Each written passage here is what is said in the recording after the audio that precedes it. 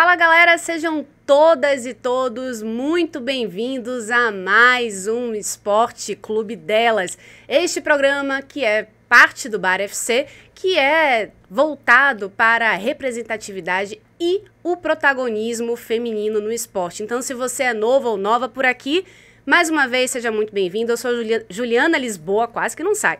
Sou jornalista esportiva há algum tempinho, então eu tento aqui reunir tudo que há de mais importante, mais interessante, as melhores histórias para falar sobre mulheres que fizeram e fazem bonito no esporte aqui na Bahia, no Brasil e no mundo. Então, se esse é um tema que você gosta, eu já deixo aqui o convite para você clicar no botãozinho do like, é 0800, não custa nada. Também se inscreva no canal daqui no Bar FC e siga a gente nas redes sociais. Tem muito Instagram aí que a gente faz conteúdo voltado para esporte. Então, vou fazer aqui o merchan do Esporte Clube Delas. Então, é @barfc_, aquele tracinho embaixo, EC delas. Se quiser me seguir também, Juliana Lisboa 23. Vem comigo porque, olha, hoje o programa tá... Sabe aquele quentinho no coração? Então, é o que eu tenho aqui quando eu vou falar agora dessa minha convidada, Margarete Meg Piorezan, primeira goleira da seleção brasileira feminina e que mora em Salvador. Então, vamos agora mostrá-la na câmera. Olha só! Meg, chegou o grande dia. Seja muito bem-vinda ao Esporte Clube Delas. Que bom ter você aqui fisicamente, né? Obrigada, Ju. Depois de quase 10 anos, né, que a gente fez uma reportagem lá atrás, eu não poderia deixar de aceitar esse convite, porque eu te admiro, te acompanho, né, os seus programas, e eu sei do valor que você dá para os esportes femininos e para o futebol feminino. Então, para mim, seria um compromisso. É um compromisso estar aqui. E eu fico muito grato pelo convite. Ai, gente, tem nem roupa para isso. Meg, primeira coisa, né? Você fez parte da primeira seleção feminina. Então, muita coisa mudou de lá para cá. Mas eu queria que você falasse um pouquinho, primeiro, sobre a sua relação com o esporte, né? O seu esporte preferido, na verdade, o seu primeiro esporte não foi exatamente o futebol. Você migrou do handebol para o futebol. Conta um pouquinho como é que foi seu interesse pelo esporte e essa migração, né, para o futebol.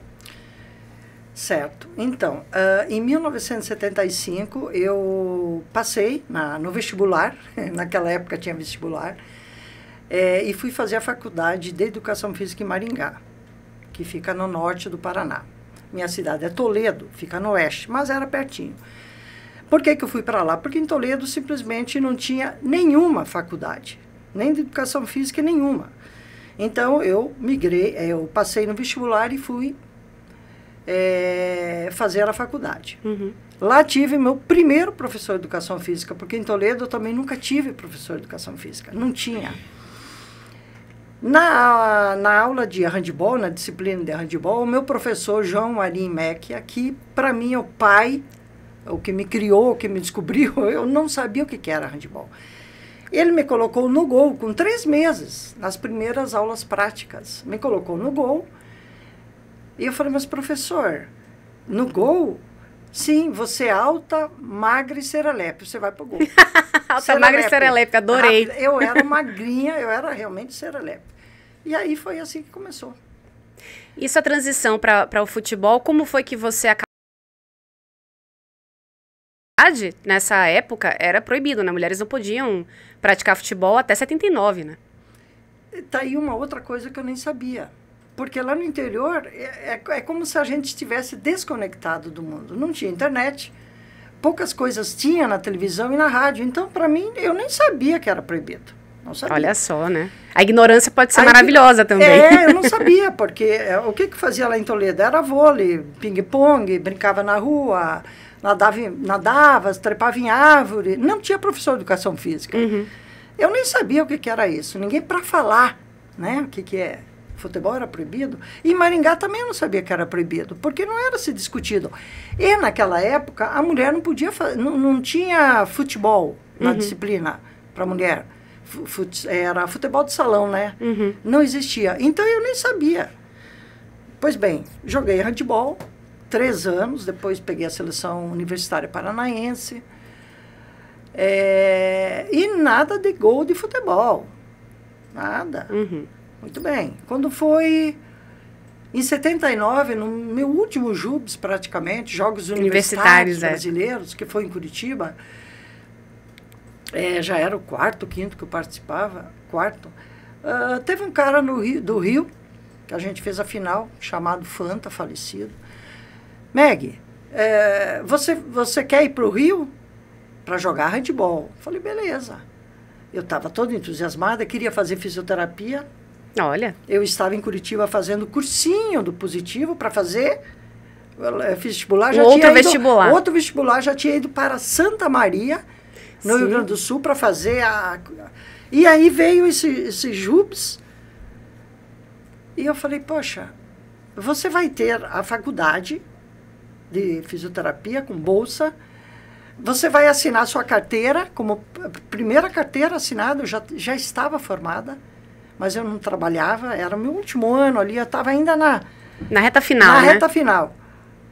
Aceitei. Aí fui para o Rio, com mala e cuia, minha falecida mãe me levou, a gente foi para São Paulo, o irmão dela, meu tio Luiz, falecido também, com a esposa, fomos os quatro num corcel antigo de São Paulo para o Rio. Nossa, que viagem maravilhosa. Maravilhosa, sim, mas eu tinha, o que eu tinha? 19 anos, 20. Eu entrei na faculdade com 18, eu acho que eu tinha 21 para 22 quando cheguei no Rio. E aí cheguei no Rio, o cara que fez contato, a gente, telefone, né? Era só telefone. Não, você é rua tal, você chega aqui na Faculdade Suan, Avenida Paris, em Bom Sucesso, tô aqui te aguardando. Mas ele não pensava que eu ia. Mas eu fui. Quando chegou lá, ele ficou assim. Nossa! Ele não contou que você ia? Ele não contou que eu ia, não tinha lugar para eu ficar lá. Minha mãe e meu tio ficaram assim. Aí chamou o professor Xavier, diretor da faculdade, eu lembro até hoje tudo. Aí chamou uma amiga que fazia pedagogia e falou se podia me hospedar na casa dela, né? Então, são umas histórias assim, da dificuldade do início. Sim. Eu falei, tudo bem. Era Vila da Penha, uma família que eu nunca tinha conhecido. E fiquei lá. Meus pais vieram embora, minha mãe veio embora chorando litros de água, né? Você vai ficar aqui? Eu falei, eu vou. Porque eu preciso... Começar. Eu só sentia isso dentro de mim. Então, isso foi em 79, isso. Ainda com handball como foco? Só handball. Apenas handball. Joguei handball na faculdade, já peguei o universitário, já fui para JUBS com a seleção carioca. Paranaense, né? Você foi... Paranaense foi antes. E aí depois com a carioca? Carioca. Fui emendando. E aí, porque eu não sei como que está hoje, mas naquela época, 28 anos era o máximo para você participar de JUBS. Entendi.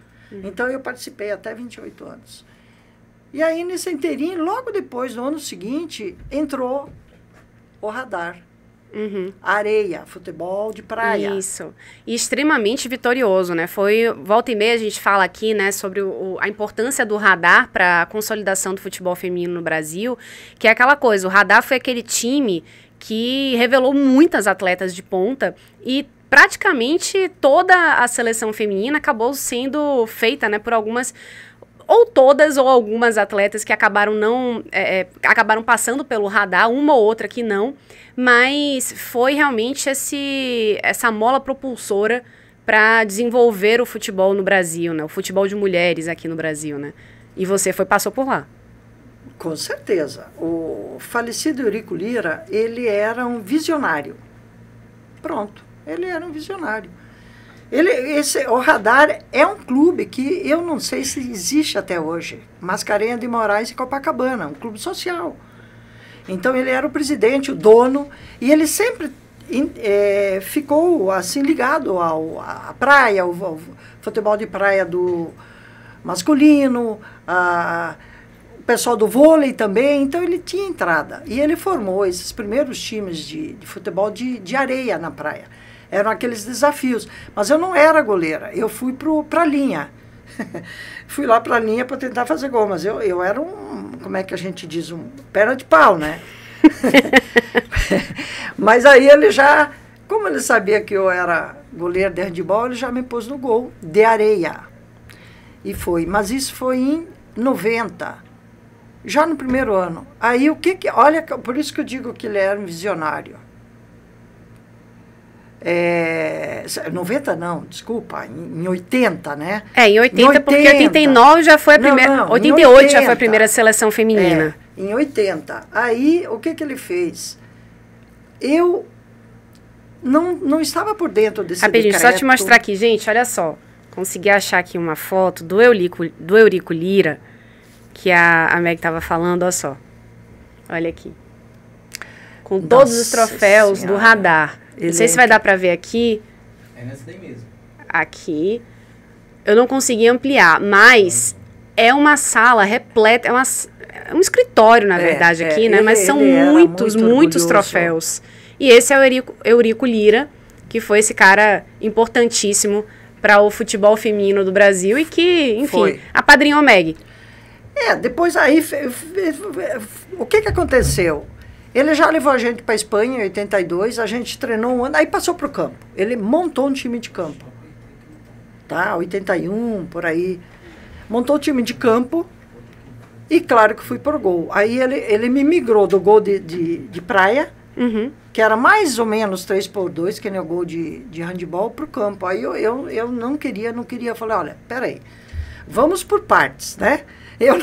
É um gol muito maior, né? Dobro. Como é que pode? 7 tanto por quase 3. Falei, eu não vou. Não, você vai, eu não vou. Acabei que fui, né? E aí foi que nem mais ou menos o professor, né, de handebol. Você vai pro gol. Fui. Então, professor João Marim me descobriu no gol de handebol. E o Eurico Lira no futebol. Isso eu tenho que pontuar, né? Foram os dois pais. E aí, logo em 82, a gente foi para a Espanha, junto com o Campeonato Mundial Masculino da Espanha. Sim. Fizemos paralelamente, claro, em Alicante, em Toledo, Sevilha, Elche, vários jogos amistosos contra equipes de lá. E fomos assistir o primeiro jogo, Brasil e Rússia, que o Brasil ganhou de 2-1.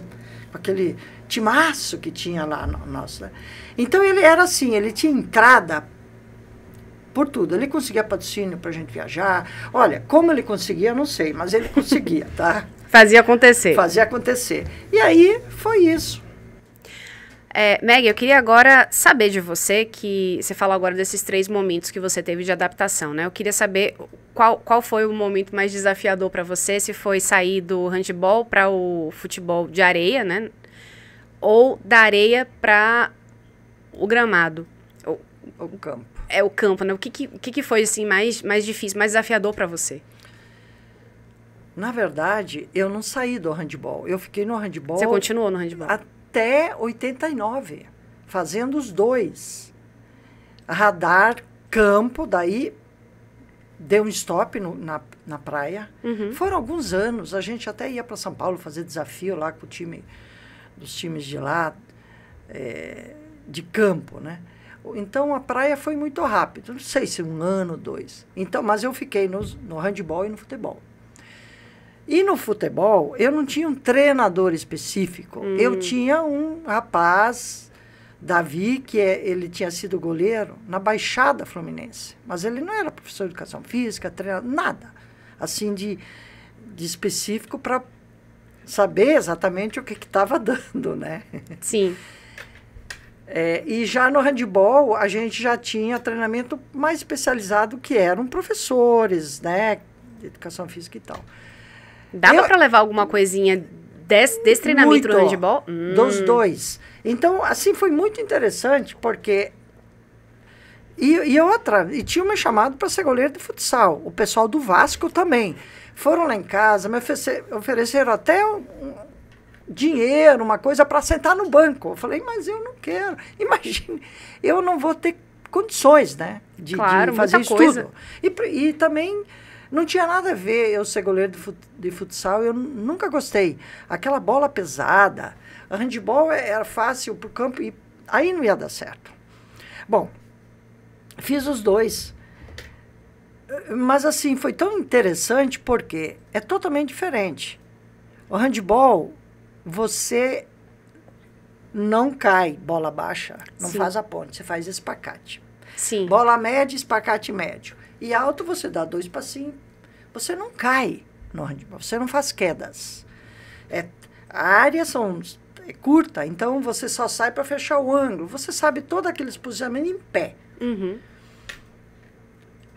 E no futebol, você cai. Você faz ponte, você tem que ir de mão trocada, até porque as bolas vão lá onde na PQP, a coruja dorme. Sim. Se você não voa lá, você não vai pegar nunca. E tem bola que você nem chega, pode voar o que você quiser. Independentemente do tamanho que você tenha também, não né? tem como. É só você olhar. Os homens tem bola que eles não chegam, as mulheres é a mesma coisa. Isso. Entendeu? Mas o gol é grande para mulher, eu só vou fazer uma parte. Não, eu acho que tem que continuar do mesmo jeito. Né? Mudar gol, imagina, do mundo inteiro. Gente, a mulher não tem a potência muscular que o homem tem, então o chute é mais fraco. Então a mulher não tem a potência de saltar que nem o homem, então o chute é mais fraco, ela vai dentro da condição gente, dela. Só uma coisa que ó, Wallace. Tô vendo. Meu. Tá na sua. Pronto, vamos lá. Gente, mulher joga com mulher. Não tem que ter essa disputa, essa discussão de o gol tem que ser menor, tem que ser maior. Cara, isso vai se equilibrar naturalmente, como está se equilibrando. E quem diria, né, Meg? Quem diria, a gente disse que com um pouquinho mais de treinamento, de especialização para mulheres dentro do futebol e para goleiras, o gol é agora a função que está se especializando e melhorando cada vez mais no futebol feminino. Então a gente já teve muita melhora na zaga, as zagueiras que estão saindo um pouco mais com a bola. Meio campo, então, nem se fala, acho que foi o principal setor, né? O primeiro setor começou a se desenvolver mais. Cabeceadoras fantásticas, a gente teve aqui a geração de Cristiane, né? Com Marta, Formiga, enfim. Mas foram também posicionamentos que a gente viu uma melhora mais rápida, mas agora esses últimos 5 anos, eu diria até os próximos 5 ou 10, a grande evolução, e a gente vê isso principalmente de uma Copa para outra, é das goleiras. Em 2023 a gente já viu isso. Nas Olimpíadas do ano passado a gente viu também. E olha que o Brasil tá muito bem servida de goleira, viu? Muito a Lelê, Lorena, Natasha. Sim. Então, só fazer esse parêntese, viu, Meg? Porque eu acho maravilhoso a gente deixar isso muito claro. Não tem que diminuir gol. Não, coisíssima nenhuma. Eu não sei que eles... Agora tem um pessoal aí que quer fazer uma confusão ainda com isso. E agora, né? Entendeu? Ainda falando disso, gente, por favor, veja bem, a tabela do basquete, o aro, é 3,5 centímetros do chão até o aro, para homem e para mulher. Entendeu? Então, por que a mulher vai mudar as tabelas? Mas aí eles dizem, não, mas a rede do voleibol é mais baixa. Sim, aí tudo bem. Não, mas se não fosse também, ia se equilibrar de alguma coisa. Mas também, Meg, o que eu acho se fosse igual, aí a gente já tá indo para outro esporte, mas tudo bem. Eu acho que a gente encontraria a forma de equilibrar do mesmo jeito. Sendo mulheres jogando com mulheres, não é coisa mista, né? Você não vai ter um desequilíbrio físico tão grande. Só que assim, em relação, Ju, da rede do vôlei, eu não lembro precisamente qual é a altura de um de outro agora, mas o do masculino é mais alto. Vou olhar aqui agora. Pesquisada aí. Isso. Então, assim, eu não sei se seria fácil para os ataques femininos passarem a bola na rede masculina. Talvez por isso que ela seja um pouco mais baixa, entendeu? Mas, de qualquer forma,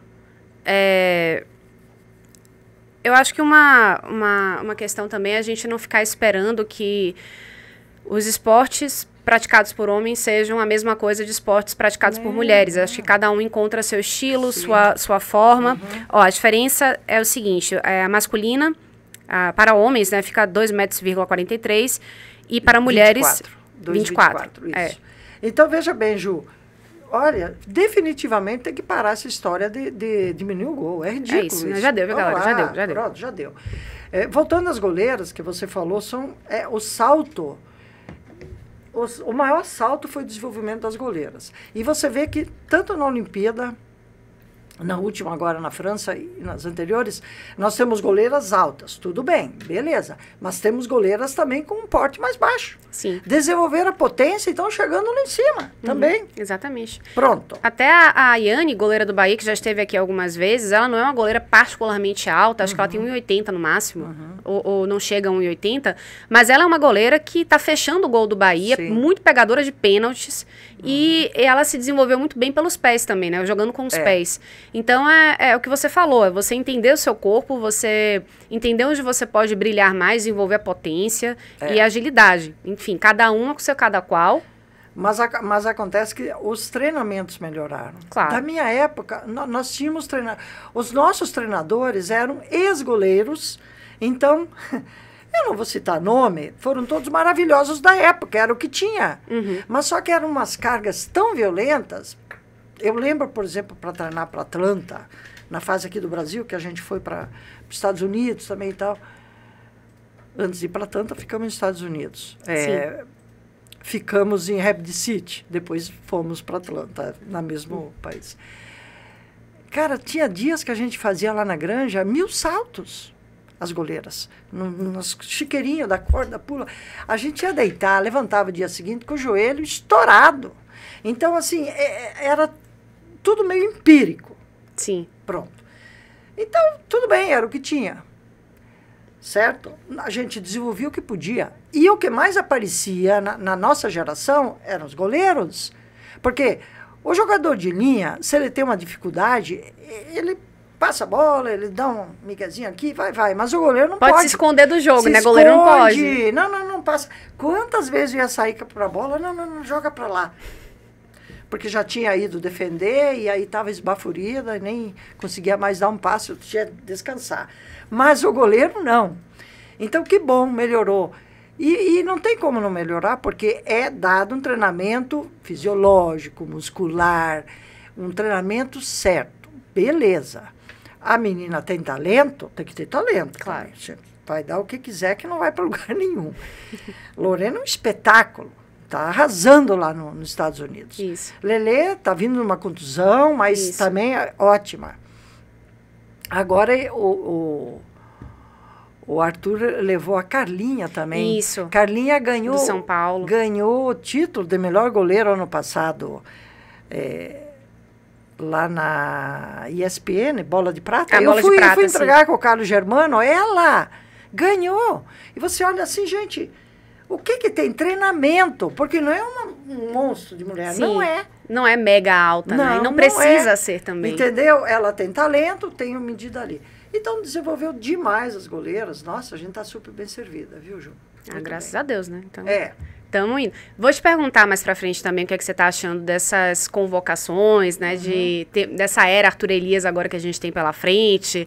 É uma coisa meio taquicardia, torcer pra que vai, porque às vezes dá muito bom, às vezes não dá. Mas eu queria falar um pouco mais de história e bastidores do que você viveu, Meg. Inclusive, a gente tem algumas imagens, Wallace. Se puder catar aqui, eu fiz uma seleção uma seleção brasileira aí de imagens de sua história e eu acho que quando a gente fala um pouquinho desses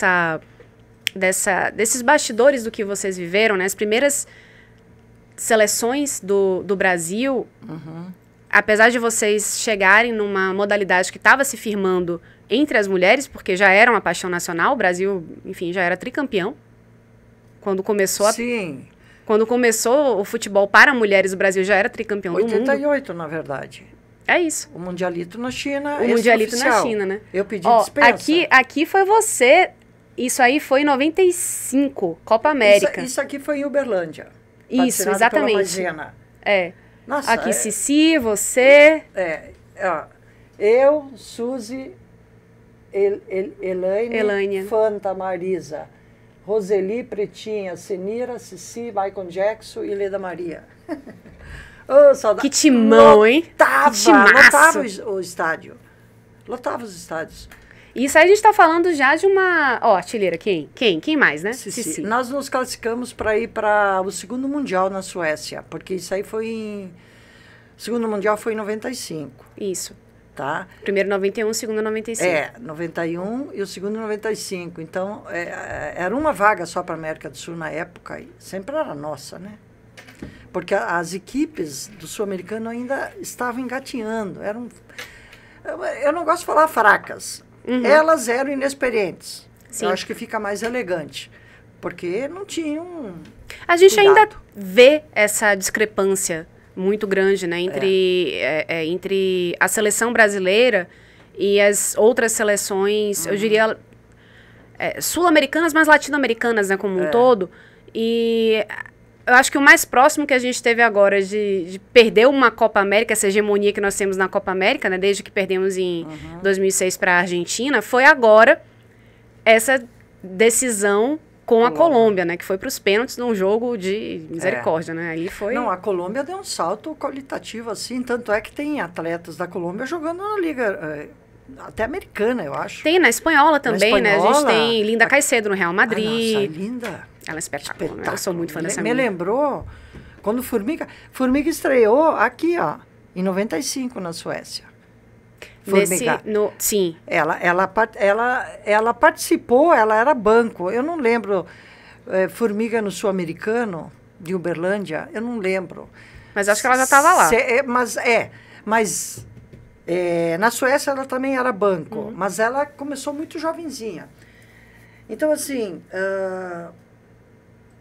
você me perguntou da transição, a transição foi ocorrendo e eu fui conseguindo separar. Eu jogava os dois. E em 83 eu peguei a seleção brasileira de handebol. De handebol. Imagina. E já estava no campo de futebol. E eu fui. E o Eurico viajava com a gente pelo mundo todo. Não é só aqui, não. A gente ia para a Espanha, depois para os Estados Unidos, para o Suriname. E ia. E quando chegou lá por 86, 87, eu já estava fazendo muita coisa com a seleção de handebol. 83... Sul-americano em Buenos Aires a gente ganhou, depois teve Pan-Americano,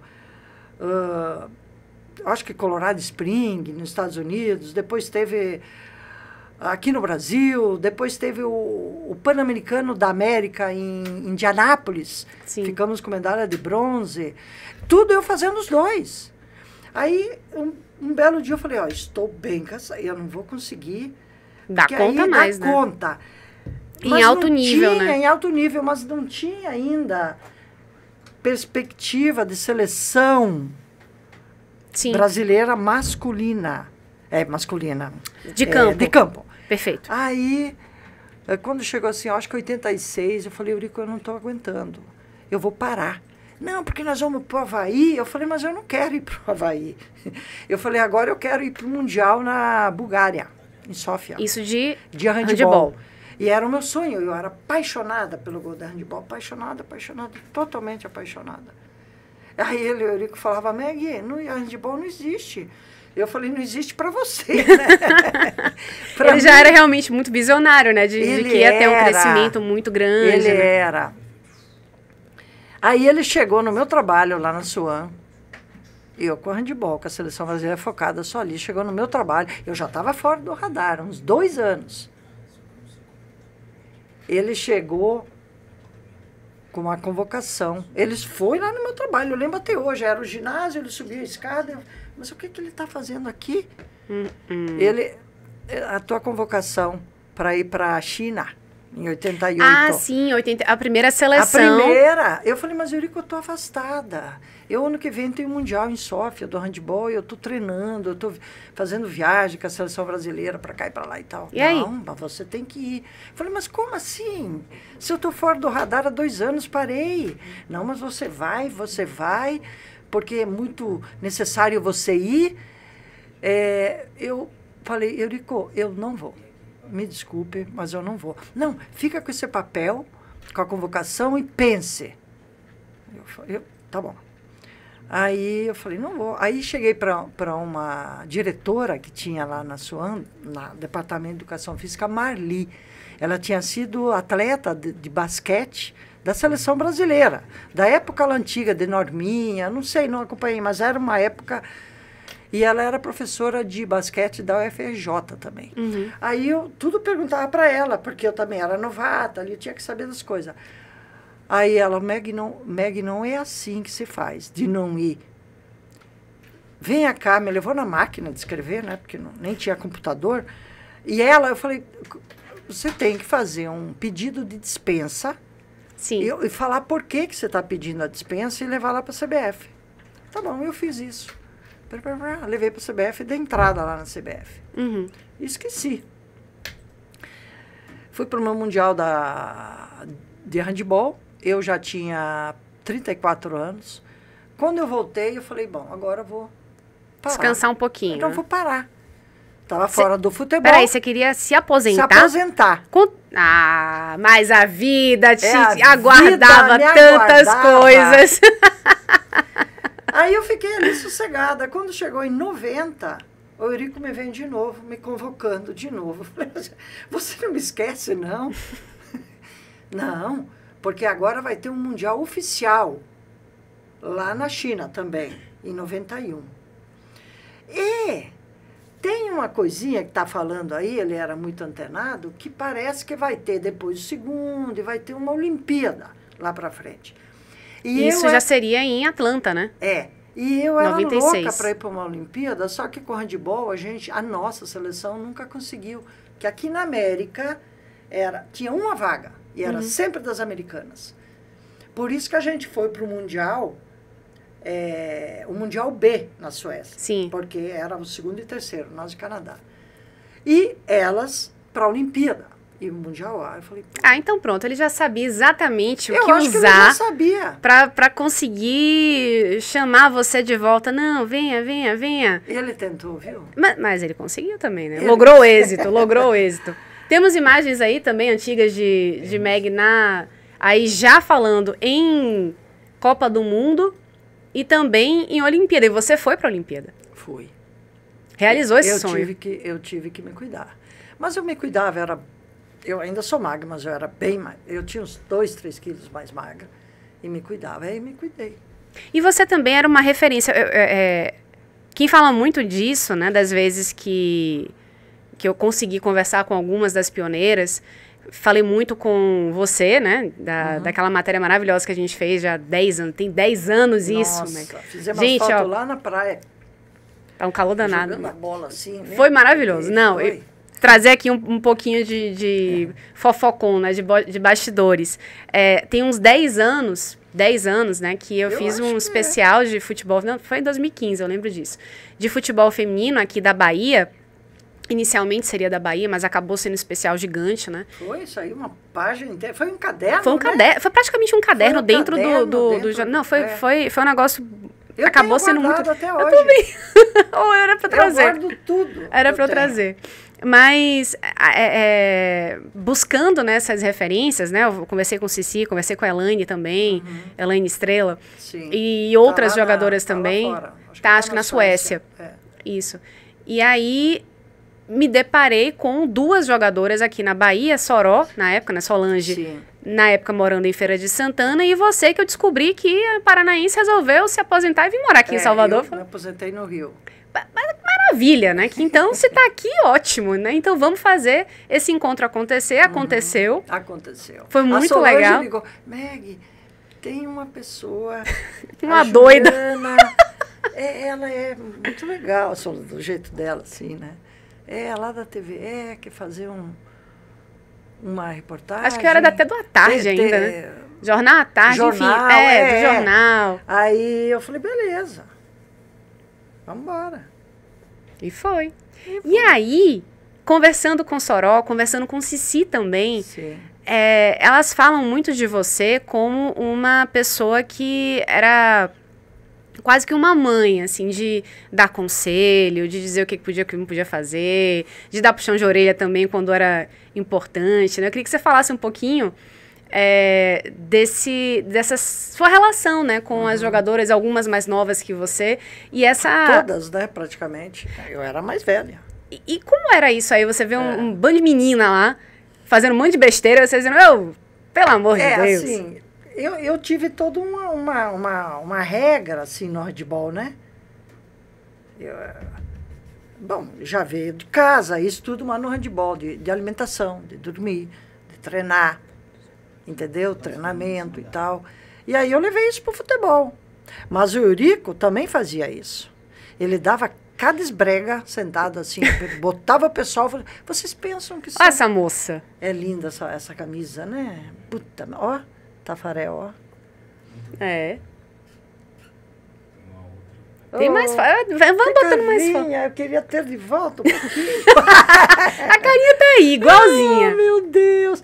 Gente, todo mundo adora essa camisa, mas alguém deve ter pego essa camisa. Eu não tenho mais. Muito bonita mesmo. Eu não tenho mais essa camisa. Vai passando aí, Wallace. Aí, assim, então, né? Dormir. Gente, amanhã nós vamos ter que treinar cedo. Gente, a gente tem um mundial entrando em Uberlândia. Fogos aí. Agora não pode mais, mas era Senira na frente, ó. Temos que treinar, vocês têm que se alimentar.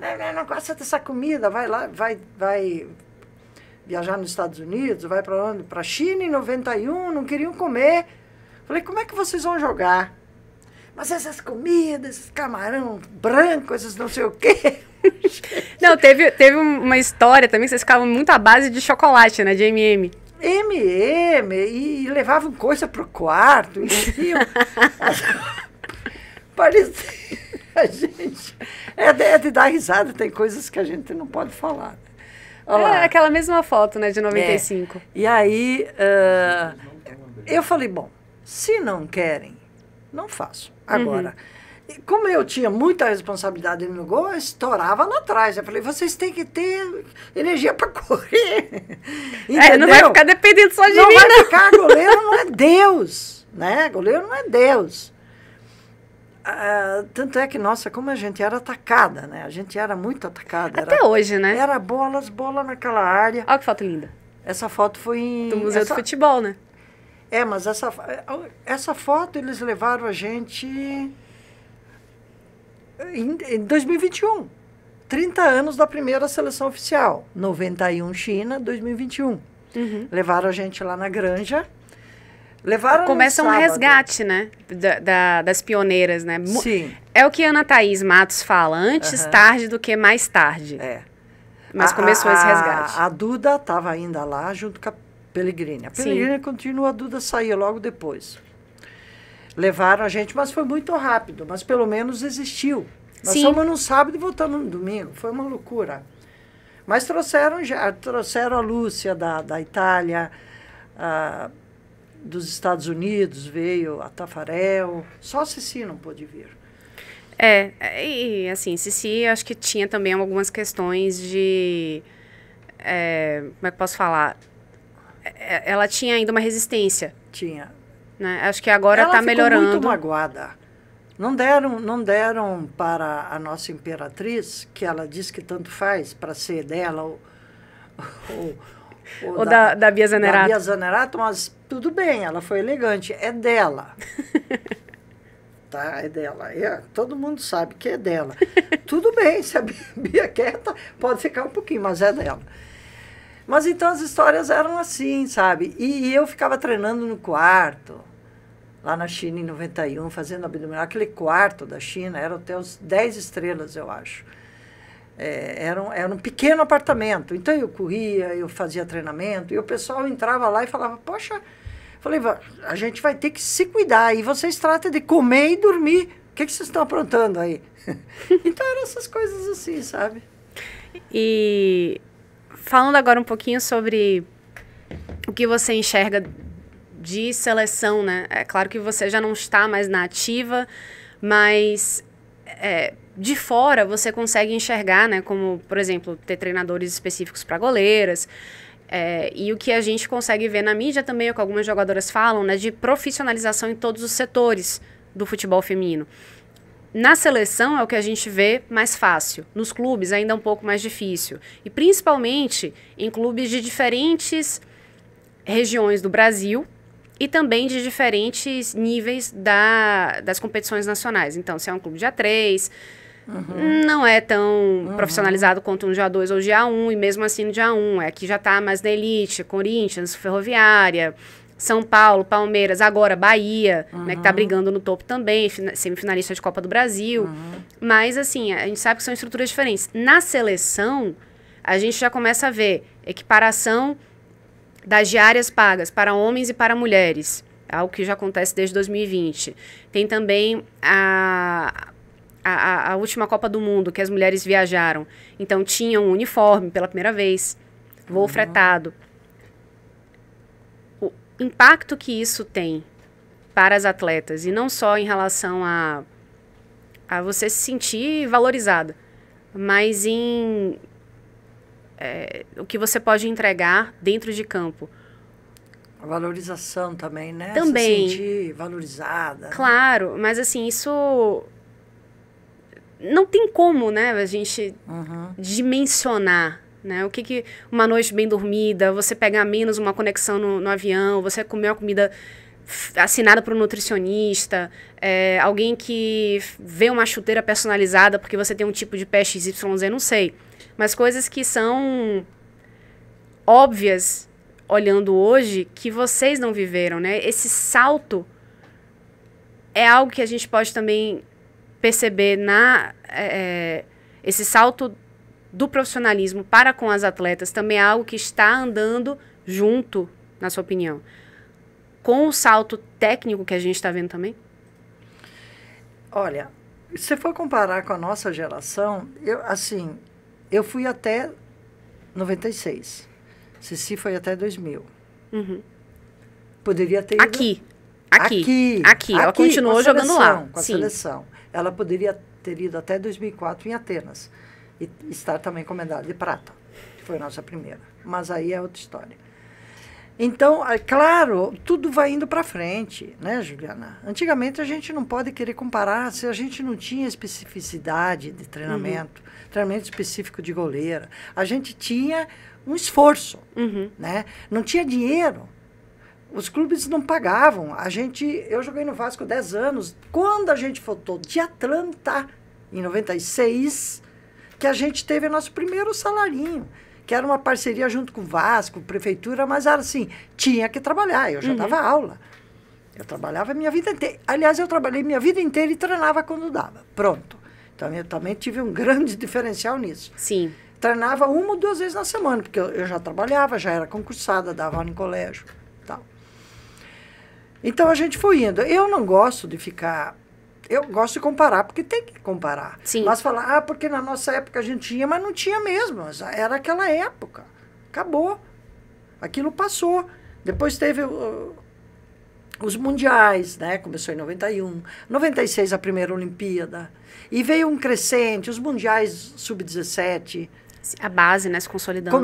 Eu lembro que começou em 2008, na Nova Zelândia. 2017, porque eu fiz a transmissão com a Sport TV, eles me chamaram, por isso que eu gravei isso daí. Imagine, começou lá atrás, mas depois veio 2020, então já existe. Olha o crescente.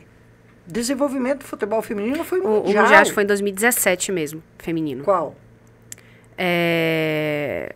O Mundial Feminino Sub-17. Foi em 2017 mesmo. Sim, mas em 2008 já teve um primeiro Mundial em Nova Zelândia, que era, eu acho que eles chamaram de acho que era o Sub-17, mas era o Sub-19, dá uma olhada ali. Vou dar uma pesquisada, mas eu lembro muito desse de 2017. Então foi um crescente, foi melhorando, as seleções brasileiras foram sendo montadas, agora também tem a Sub-15, sim, né? Sub-17, Sub-20, certo? Os clubes, alguns, não todos, já têm as categorias também de base. Olha o salto, né? As mulheres, elas começaram a fazer cursos de treinadoras, tirar as carteiras, né, na CBF. Algumas têm carteiras já até internacional. Sim. A Tatiele está agora com o Colo-Colo. O Colo-Colo na semifinal. Fantástico. Ela é brasileira, está lá fora. Nós temos várias. Então, houve um crescente dentro da parte de atletas que jogam aqui no Brasil, nos melhores clubes, nos grandes clubes, e também estão jogando lá fora.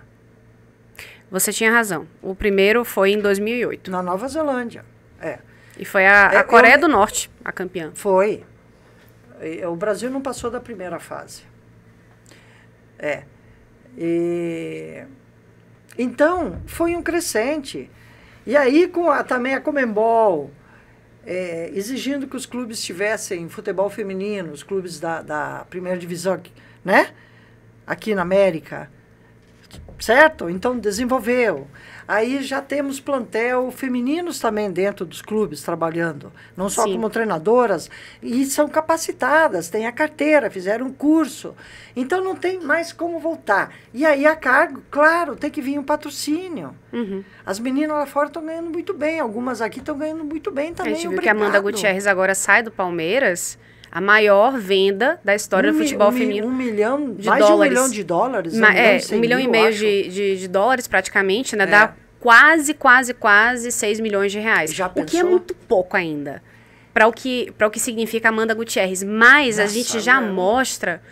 Não, ela... Parece um tanque de guerra, aquela mulher. Não, ela é maravilhosa. Ela vai ser... E ela é muito ágil, muito vai ser rápida. A escolhida melhor do mundo logo.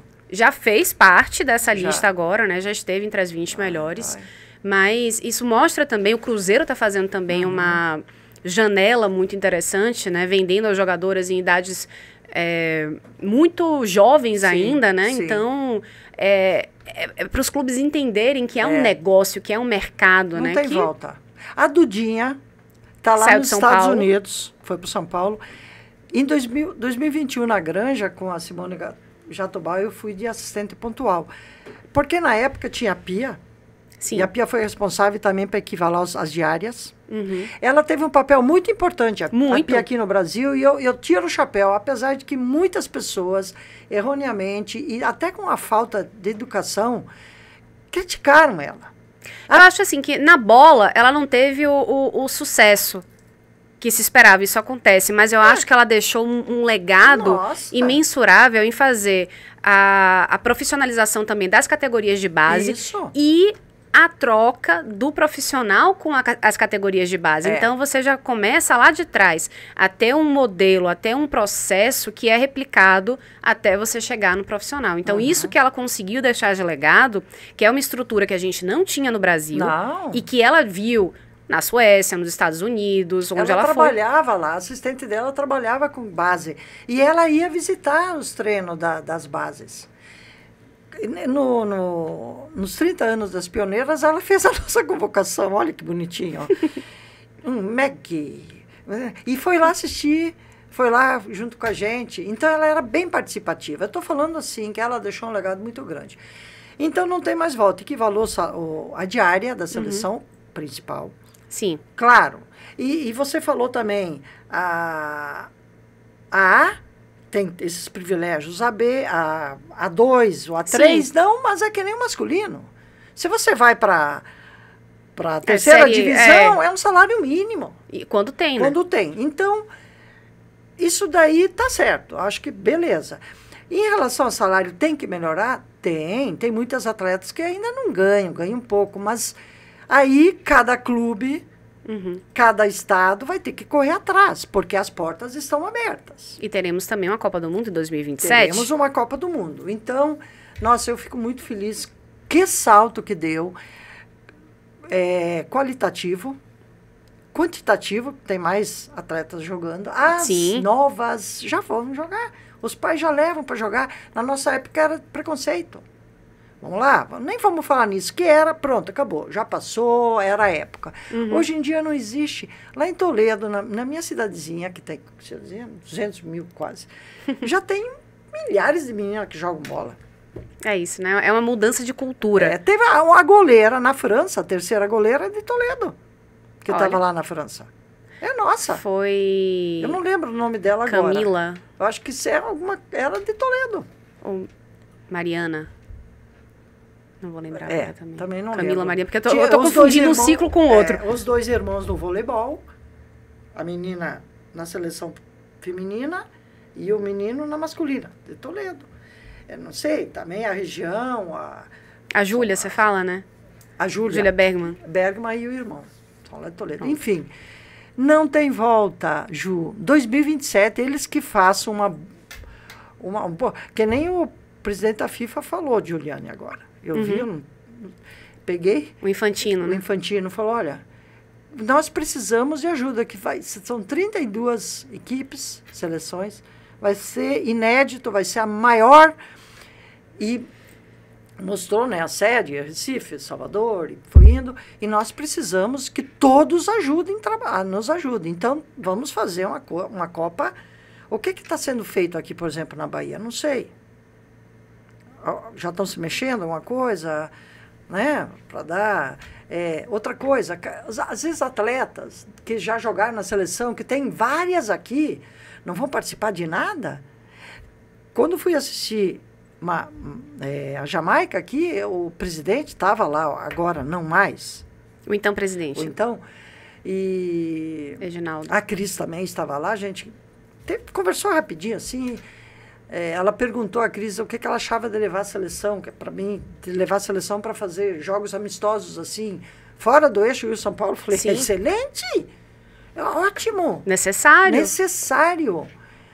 E aí ele falou assim, não, a gente agora vai ter a Copa do Mundo. Aí eu falei, porque, poxa, a gente tem que também defender, todo mundo pode ajudar dentro de cada capacitação de cada um. Ele falou, não, nós vamos pôr as atletas, tal, mas nem todas. Ele falou bem assim, né? Nem todas. Sim, também acabou o papo aí, que foi muito rápido, um monte de gente e tal. Será que vai ter essa convocação, né? Esse acarinhamento, né? Esse resgate, Esse resgate. Porque aqui eu tive que correr atrás, eu não consegui comprar pela internet o ingresso. O ingresso.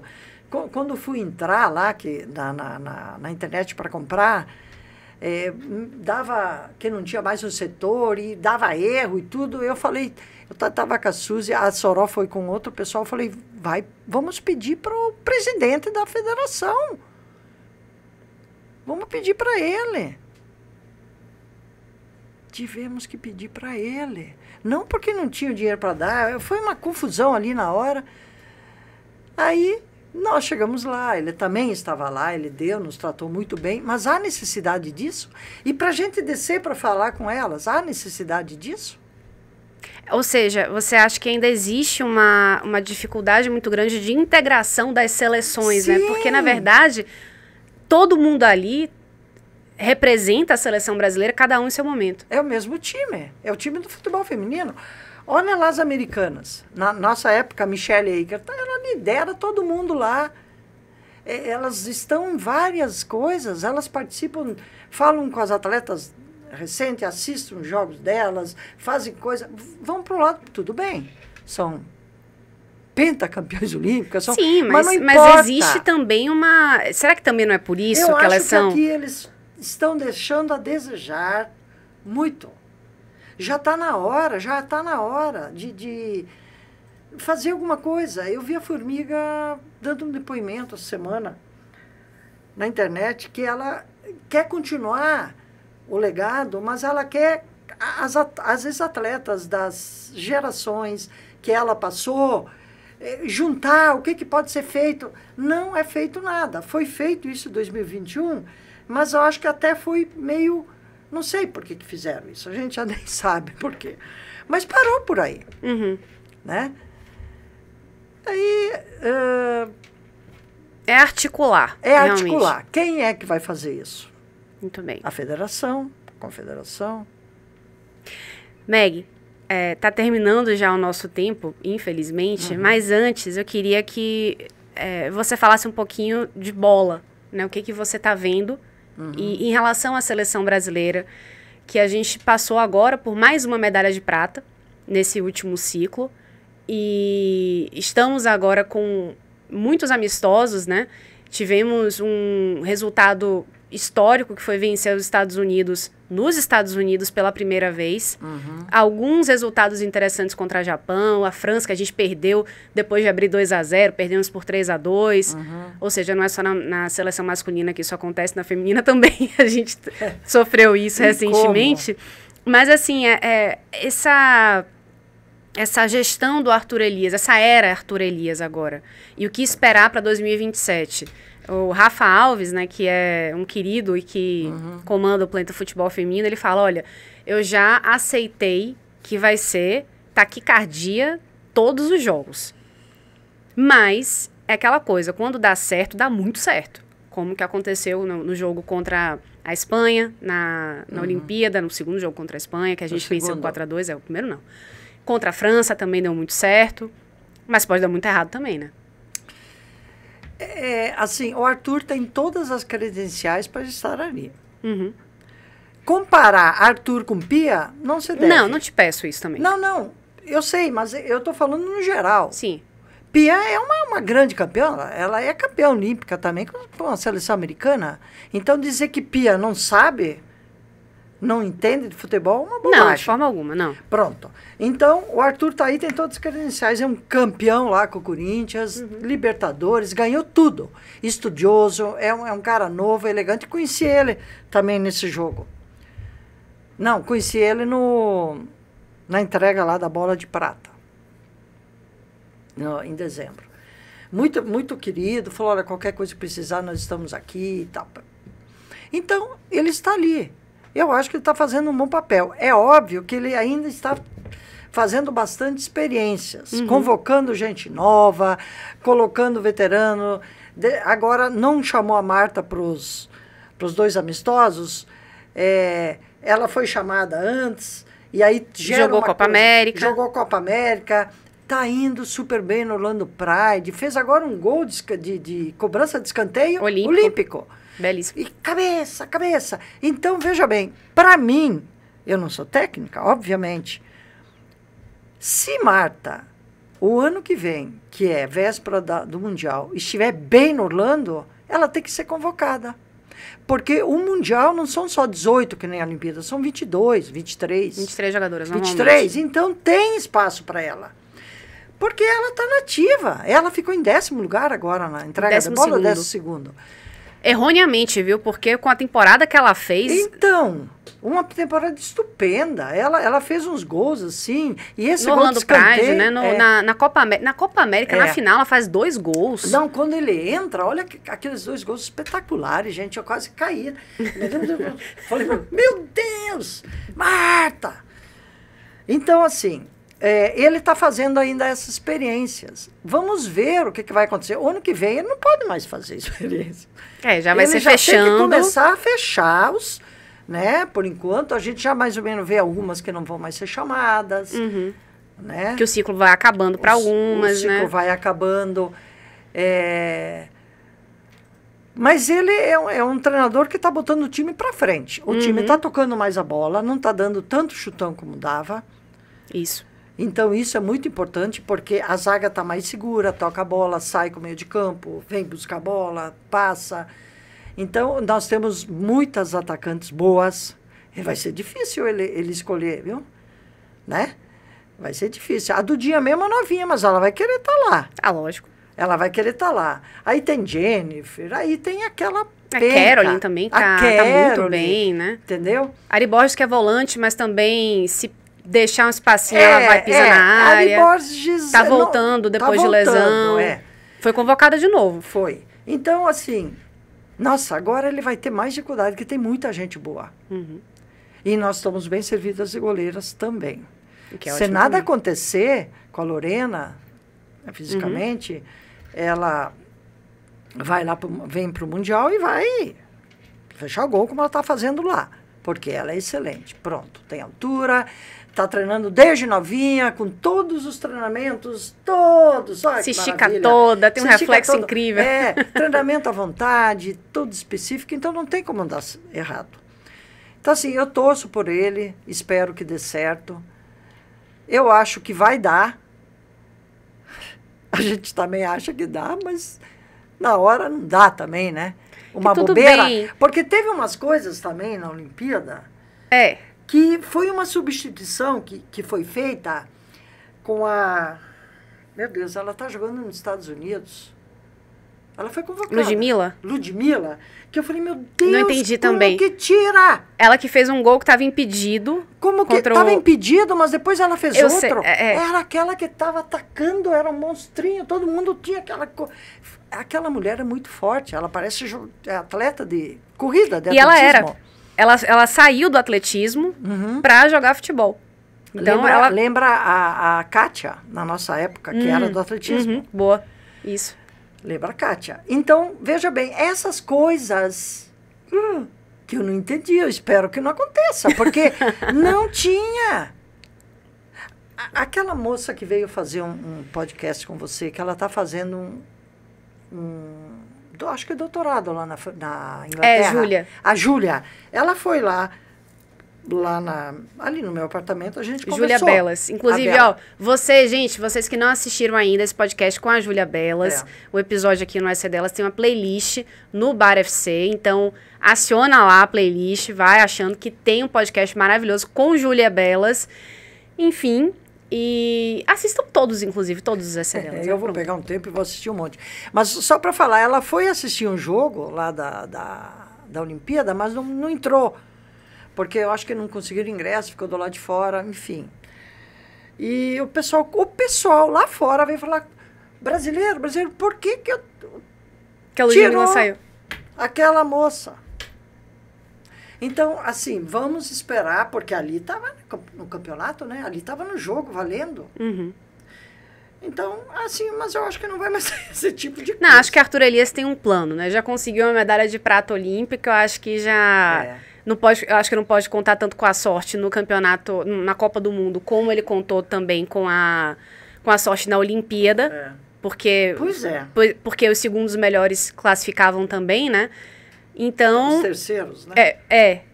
Os terceiros Os terceiros, melhores. Os dois primeiros melhores. E os terceiros melhores, isso. Também classificavam, a gente classificou muito assim. Copa do Mundo não tem isso. Não. Copa do Mundo não tem isso. Eu e a gente já sabe bem, a gente tá bem... magoada da última vez, porque a gente não conseguiu passar na fase de grupos. Então temos isso aí pra não repetir. Eu não sei, acho que eu já tô ficando com taquicardia já. Eu acho que eu já tô ficando. Não fique não, Meg. Vamos ter um tempo ainda pra gente poder fazer uma meditação para equilibrar tudo. Olha, a gente tem 4 medalhas de prata, né? Deixa eu ver se eu me lembro na minha cabeça. 2004 em Atenas. Em Atenas, Olímpica. 2007 em Pequim, Mundial. Sim. 2008 em Pequim, na China também, Olimpíada. Sim. 3. E agora na França, né? Isso, 3 medalhas de prata olímpicas. 4. Não, 3 olímpicas e uma Isso. de mundial, em 2007. Sim. E uma de bronze em 99 com a Ceci, Sim, né? é verdade. É o terceiro lugar. Terceiro lugar. Então nós e a já de bronze. temos 5 medalhas. 4 de prata, 3 olímpicas, uma de mundial. Tá faltando a de ouro. Putz, tá na hora, né? Também acho. Eu não... Ele não... Ai, gente, ele vai ter um plantel na mão, assim, de primeira. Arthur Elias, você tem uma missão, hein? Você tem uma missão. E o povo brasileiro estará com você também, né? Vou puxar a tua orelha. Meg, muito obrigada pela sua presença aqui, pela sua disponibilidade e generosidade, esse papo delicioso. Quero te agradecer mais uma vez. As portas aqui estão abertas sempre. Obrigada, Ju. A gente vai se ver ainda aí. Ah, mas com certeza. Com certeza. Obrigada. Foi muito bom, muito divertido. O papo, que coisa boa. Tem que gostar também, né? Se não gostar do que a gente faz, enfim. Eu gosto de... Se me deixar, eu falo 3 horas, viu? Então pronto, a gente tem isso em comum também, então. Mas antes que a gente fique mais 2, 3 horas aqui conversando, gente, eu quero agradecer muito também a participação de vocês que ficaram conosco até agora. Se você não deu like ainda, dá tempo. Manda esse link para todo mundo que você conhece, que também gosta de esportes, protagonismo feminino, histórias, pioneirismo no esporte. E eu fico com você até a próxima semana. Estaremos aqui também no mesmo horário. Até!